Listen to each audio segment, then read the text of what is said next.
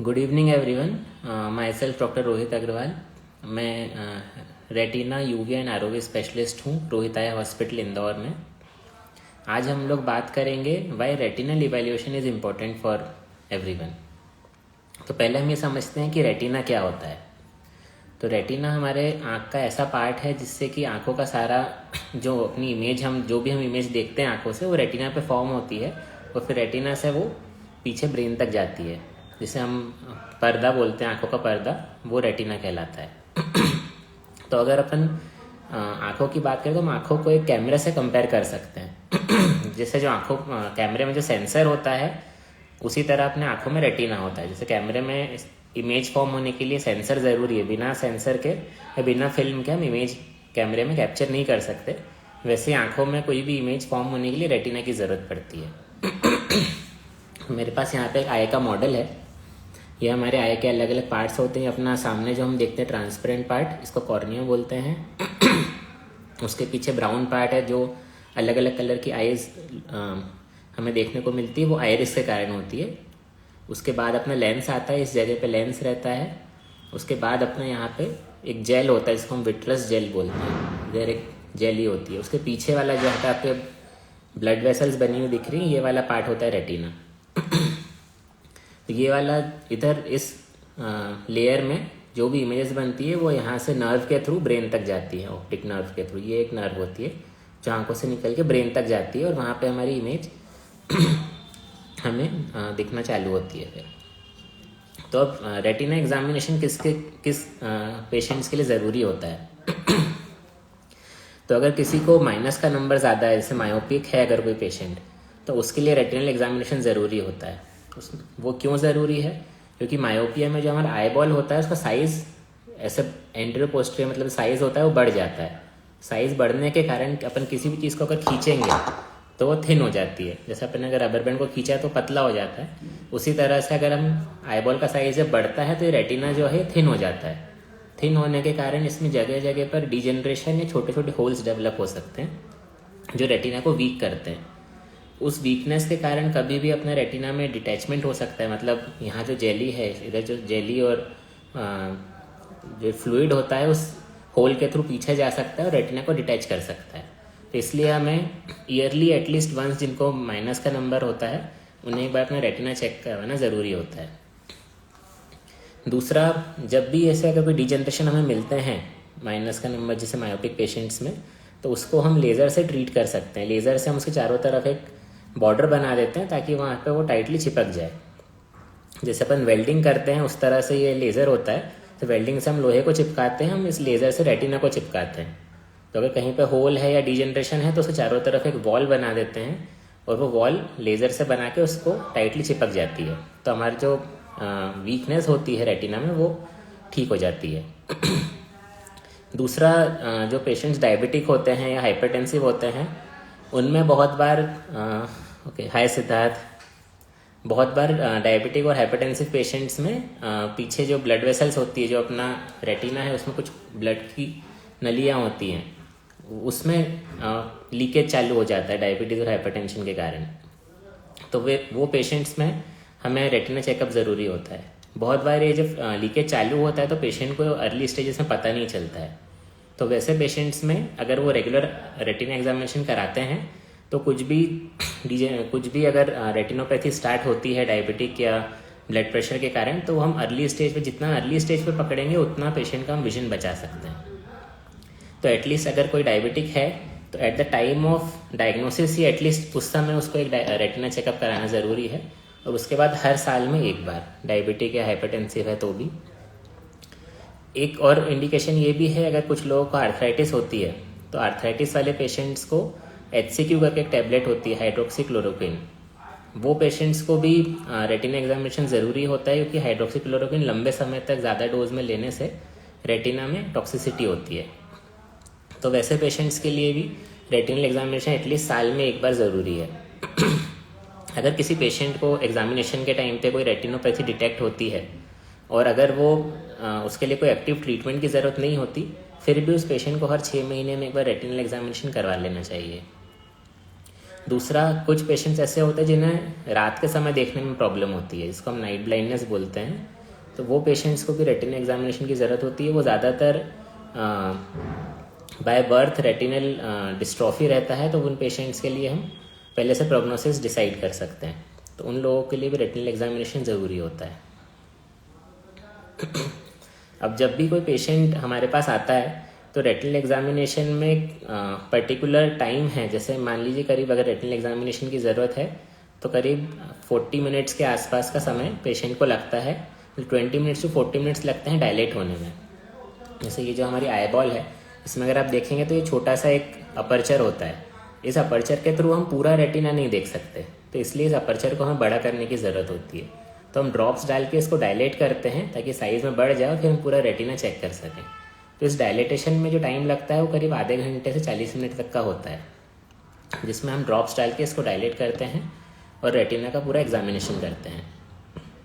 तो जब भी पेशेंट हमारे पास आते हैं तो बहुत बार पेशेंट को लगता है कि बहुत देर से सर ने बैठा रखा है, चेकअप नहीं हो रहा। तो वो बहुत बार इसलिए होता है क्योंकि डायलेटेशन नहीं हो पाता, डायलेटेशन में समय लगता है इसलिए। और उसमें भी जो डायबिटिक पेशेंट्स होते हैं या जो छोटे बच्चे होते हैं उनमें डायलेटेशन में और ज़्यादा समय लगता है।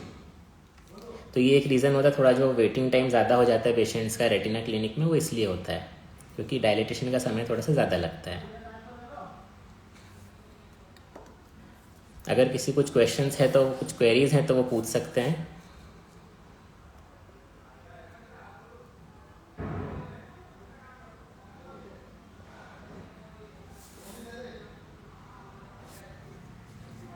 ठीक है, तो हम कंटिन्यू करते हैं। रेटिना के अंदर जब हम रेटिना की बात करते हैं तो रेटिना में एक ऑप्टिक नर्व होती है जहाँ से अपना रेटिना स्टार्ट होता है। यहाँ से ये सेंटर वाला पार्ट है रेटिना का और ये पेरीफेरी वाला पार्ट है। पेरीफेरी मतलब साइड वाला पार्ट। तो ये वाला पार्ट थोड़ा पतला होता है। तो जब डिजनरेशन हमें देखने को मिलते हैं वो ज़्यादातर हमें पेरीफेरी वाले पार्ट में देखने को मिलते हैं। और जो डायबिटीज़ और ब्लड प्रेशर के चेंजेस होते हैं वो ज़्यादातर सेंटर वाले पार्ट में देखने को मिलते हैं। उसमें भी जो सेंटर मोस्ट पार्ट होता है हमारा रेटिना का, जिसको हम मैक्यूला बोलते हैं, उसके अंदर 90% विजन हमारा उतने सेंटर वाले पार्ट से आता है, बचा वो 10% बचे हुए रेटिना से आता है। तो बहुत बार जब डायबिटीज़ या हाइपरटेंशन या किसी भी डिसीज़ का डिजेनरेशन चालू होता है रेटिना में, तो एकदम सेंटर वाले पॉइंट पे आने में थोड़ा समय लग जाता है। तब तक काफ़ी डिजेनरेशन साइड में हो चुका होता है, तो पेशेंट को पता नहीं चल पाता कि उसका विजन ख़राब हुआ है।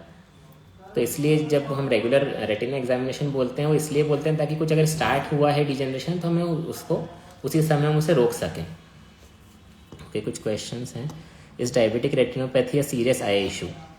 तो हाँ, diabetic retinopathy is a serious I issue. अगर आप सभी ऐसा जानते हैं कि इंडिया एक डायबिटिक कैपिटल बन रहा है, और डायबिटीज़, जब भी पेशेंट को डायबिटीज़ रहती है तो उसका कुछ ना कुछ असर, जैसे अगर पेशेंट को 10-12 साल से डायबिटीज़ है और डायबिटीज़ कंट्रोल में नहीं है, तो डेफिनेटली उसका असर उसके रेटिना पे और आँखों पे आता है। तो आँखों में एक तो उसको कैटरेक्ट डेवलपमेंट फास्ट हो जाता है डायबिटिक पेशेंट्स में। दूसरा जो रेटिना पे असर आता है, जिसको अपन डायबिटिक रेटिनोपैथी बोलते हैं, जिस पर हमने लास्ट लाइव सेशन किया था, उसके अंदर रेटिना की जो ब्लड वेसल्स होती हैं वो पोरस हो जाती हैं, तो फ्लूइड लीक करती हैं, और जो सेंटर वाला पार्ट मैंने बोला जहाँ से हमारा 90% विजन आता है, उसमें स्वेलिंग कर देती है, तो अपना विजन कम हो जाता है। ऐसे पेशेंट्स को ट्रीट करने के लिए सबसे ज़्यादा ज़रूरी है पहले तो डायबिटीज़ कंट्रोल करना। उसके बाद ट्रीटमेंट ऑप्शंस, उसमें लेज़र भी होते हैं और कुछ इंजेक्शंस भी होते हैं, जिसको हम डायरेक्ट आँखों के अंदर देते हैं इस जेल के अंदर, ताकि वो डायरेक्ट एब्जॉर्ब हो वहाँ से और वो स्वेलिंग को कम करें। लेकिन उन सब के बाद भी अगर पेशेंट का डायबिटीज़ कंट्रोल नहीं है तो वो स्वेलिंग और वो ब्लीडिंग वापस से हो सकती है। तो इसलिए हमें डायबिटिक कंट्रोल जो है सबसे ज़्यादा ज़रूरी है किसी भी ट्रीटमेंट के साथ में।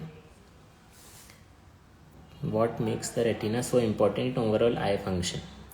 तो जो रेटिना, जैसे मैंने आपको बताया कि रेटिना एक सेंसर है, बिना रेटिना के हमारी इमेज ब्रेन तक ही नहीं पहुंचेगी, इसलिए रेटिना ज़रूरी है। अगर इसमें कुछ भी डिजेनरेशन है, कुछ भी स्वेलिंग है या ब्लीडिंग है, तो जो इमेज है वो अच्छे से फॉर्म नहीं होगी रेटिना पे, और रेटिना पे इमेज फॉर्म नहीं होगी तो ब्रेन तक नहीं जाएगी, तो हम देख ही नहीं पाएंगे। तो इसलिए रेटिना बहुत ज़रूरी पार्ट है अपनी आई का।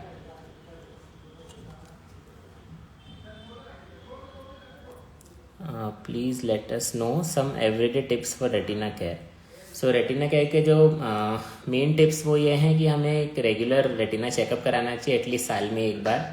हेल्दी डाइट रखना चाहिए, स्मोकिंग और अल्कोहल अवॉइड करना चाहिए। अगर डायबिटिक हाइपरटेंसिव हैं तो हमें एकदम स्ट्रिक्ट कंट्रोल करना है डायबिटीज़ और हाइपरटेंशन, क्योंकि उसका असर कब अपने रेटिना पे चालू हो जाएगा हमें पता भी नहीं चलता है, तो वो ज़रूरी होता है। नेक्स्ट क्वेश्चन है, What can one expect in retina examination? How frequently one should go for it? तो जब हम रेटिना एग्जामिनेशन के लिए आते हैं तो सबसे पहले हमें डायलेटेशन करना पड़ता है। जैसा मैंने आपको बताया, जो ये ब्लैक पार्ट होता है अपनी आँख का, ये अपर्चर को हमें बढ़ाना पड़ता है ताकि हम पूरा रेटिना चेक कर सकें। तो उसी में हमें 20 to 40 मिनट्स या कुछ पेशेंट्स में 1 आवर का समय भी लगता है। तो वो एक पेशेंट को पहले से पता होना चाहिए कि अगर वो रेटिना एग्जामिनेशन के लिए आ रहे हैं तो उनको करीब 1 घंटे का समय हॉस्पिटल में कम से कम लग सकता है। और सेकेंड क्वेश्चन है, how frequently one should go for it? तो वो डिपेंड करता है कि अब पेशेंट को डिसीज़ क्या है। वैसे हर इंसान को एटलीस्ट साल में एक बार रेटिना एग्जामिनेशन करना चाहिए, लेकिन अगर उसको डायबिटीज़ है, हाइपरटेंशन है, या फिर वो मायोपिक है, या ऑलरेडी कोई रेटिनोपैथी उसको डिटेक्ट हो चुकी है पहले, तो उसको 6 मंथली या जैसा डॉक्टर ने उसको बताया है जितने समय में आने के लिए, उतने समय में उसको चेकअप करवाना चाहिए। जैसे कई बार हम लोग रेटिना के लिए लेज़र करते हैं, इंजेक्शन देते हैं, तो ऐसे पेशेंट्स को हम मंथली फॉलोअप पे रखते हैं, लेकिन बहुत बार पेशेंट्स फॉलोअप मिस कर जाते हैं, तो उस केस में वापस से पेशेंट को स्वेलिंग या ब्लीडिंग आने के चांसेस रहते हैं, तो इसलिए हम लोग क्लोज फॉलोअप रखते हैं वैसे पेशेंट्स में। नेक्स्ट क्वेश्चन है, do each retina exam include using dilating eye drops? How long do eyes get normal after it? Okay, तो हाँ, रेटिना के हमें अगर रेटिना एग्जामिनेशन करना है तो डायलेटेशन ज़रूरी है। अगर हम रेटिना को अगर बिना डायलेटेशन के एग्जामिन करेंगे तो हम सिर्फ सेंटर पार्ट देख पाते हैं। जैसे अगर आप इसमें देखोगे तो आपको अगर छोटे से अपर्चर से देखना है तो आप छोटा सा ही पार्ट देख पाओगे रेटिना का। अगर आप इसको डायलेट कर दोगे तो ही आप पूरा रेटिना देख सकते हो। तो हमें डायलेटेशन हर एग्जामिनेशन में, जो मैनुअल एग्जामिनेशन होता है उसमें ज़रूरी होता है। और डायलेटेशन के बाद कम से कम 3 से 4 घंटे तक उसका असर रहता है। धीरे धीरे अपनी जो प्यूपिल, जो अपर्चर होता है वो नॉर्मल साइज़ पे आता है 3 से 4 घंटे में। तो 3 से 4 घंटे का समय लगता है। तो ऐसे समय पेशेंट को ये याद रखना है, उसको ड्राइविंग नहीं करना है, धूप में नहीं जाना है। धूप में जाएगा तो गॉगल्स पहन के जाए, और ड्राइव करते समय सामने से अगर कुछ लाइट आती है तो एकदम से पेशेंट को ब्लैकआउट, ऐसा ब्लाइंडनेस जैसा लगता है, क्योंकि बहुत तेज़ लाइट पूरा डायलिटेशन रहता है तो पूरी अंदर जाती है, तो वो पेशेंट को अवॉइड करना होता है। तो इसलिए जब भी पेशेंट रेटिना एग्जामिनेशन के लिए आता है तो हम उसको बोलते हैं कि आप साथ में किसी को लेकर आइए ताकि आपको ड्राइव ना करना पड़े डायलिटेशन के बाद। ठीक है, नेक्स्ट क्वेश्चन है, do each retina examination. Okay okay, कुछ और अगर किसी की क्वेरीज हैं तो पूछ सकते हैं।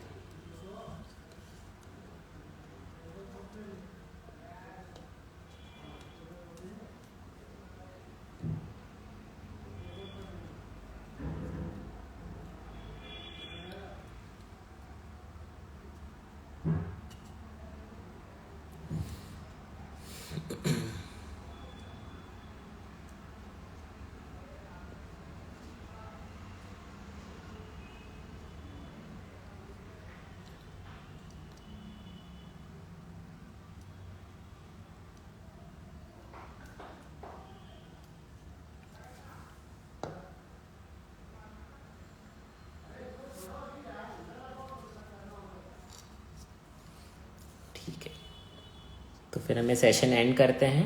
अगर किसी को कुछ भी क्वेरीज हैं तो वो हमारे पेज पे पोस्ट कर सकते हैं, उनकी क्वेरीज हम वहाँ पे भी आंसर कर सकते हैं।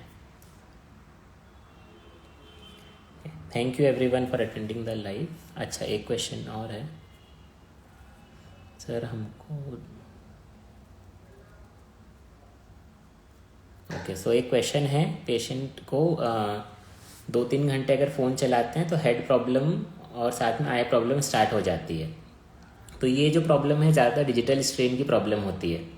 डिजिटल स्ट्रेन में क्या होता है कि जब हम ज़्यादा स्क्रीन देखते हैं तो हम उस समय एकदम ध्यान से स्क्रीन देख रहे होते हैं, ना हम ब्लिंक करते हैं, ना हम किसी दूसरी चीज़ पे दूर या किसी चीज़ पे कॉन्सेंट्रेट करते, सिर्फ स्क्रीन को देखते रहते हैं। तो आँखों में जो ड्राइनेस होती है वो बढ़ जाती है।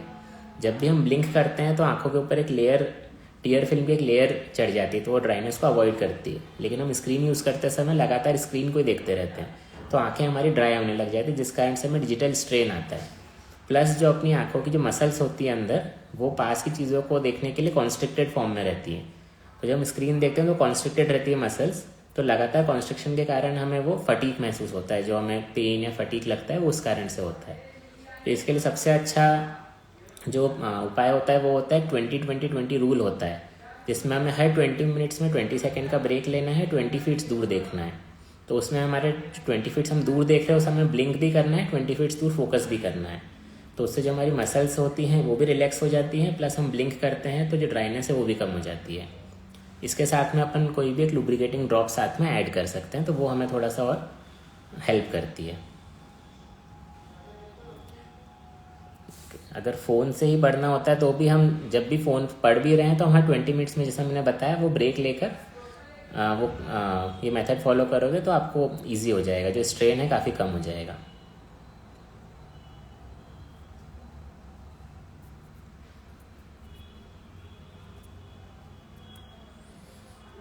Okay, so thank you everyone for connecting to us. If there are any queries, then you can post in the message box, or you can post on our Facebook page also. Thank you.